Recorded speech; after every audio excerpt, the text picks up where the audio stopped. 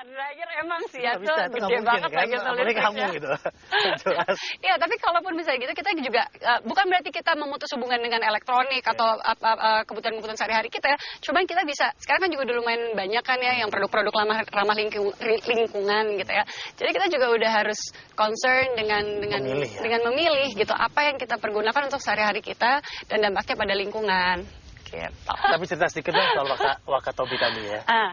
Nah, kamu bilang tadi bahwa mereka ada di semua tempat di perairan.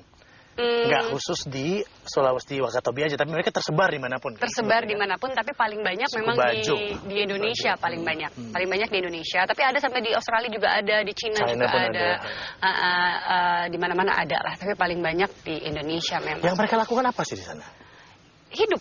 Ya, hidup dan kayak kita. Kalau dulu itu mereka bahkan tuh tinggalnya itu di perahu. Ya. Jadi mereka pindah-pindah masuk ke perkampungan baru, tinggal bermukim di sana, nanti pindah lagi. Bahkan itu katanya ya Vin ya, itu mereka kalau misalnya ke darat, itu jalannya malah miring. Masa? Karena mereka udah terbiasa ombang ya? Jalan tuh malah miring gitu. Mereka susah banget untuk balance di darat justru. Ya udah, tapi sekarang karena ada peraturan dari pemerintah mungkin di mana mereka harus menetap, jadi mereka membangun rumah panggung di tengah laut sekarang ini. Tetap di laut ya. Tetap di laut. Mereka benar-benar menolak darat, darat. Tapi yang mereka lakukan untuk mempertahankan lingkungan mereka itu apa?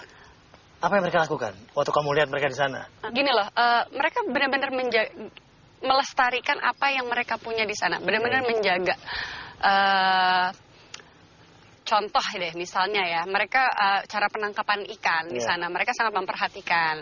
Walaupun sempat ya adalah, misalnya waktu itu mungkin efek dari pendidikan juga gitu ya. Mereka nggak tahu efeknya menggunakan bom dan segala meledakan untuk menangkap ikan. Karena mereka nggak di luar ketidaktahuan mereka gitu. Sekarang mereka udah sadar akan hal-hal bikin itu sebelumnya kan. Mereka sangat tradisional kan? Iya, sangat. Gitu. PR-nya, oleh-oleh etika di sana apa ya? Oleh-oleh. Sekarang kalau udah sampai di darat juga akan gini juga. Oleh-olehnya, sebenarnya oleh-oleh yang aku rasain banget dari sana itu, aku ngerasain bagaimana kayanya bangsa kita ini.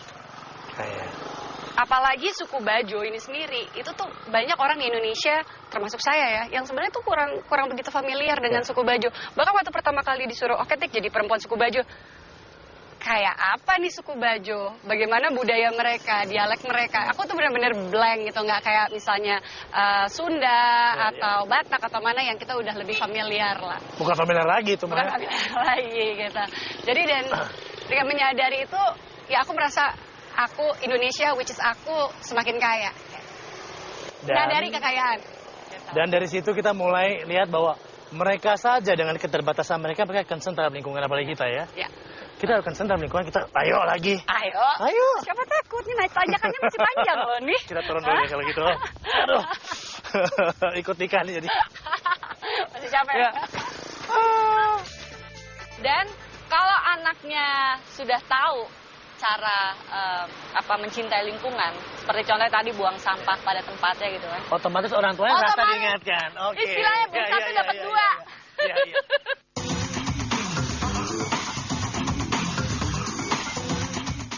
Didukung oleh